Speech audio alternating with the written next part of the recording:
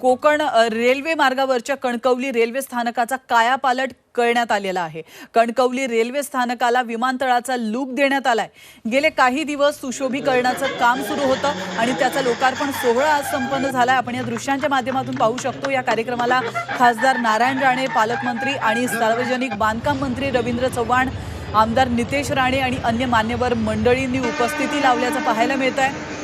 तर स्थानकाच्या आवारात नव्याने उभारलेल्या 100 फुटी स्तंभावर राणेंच्या हस्ते ध्वजारोहण करण्यात आलं।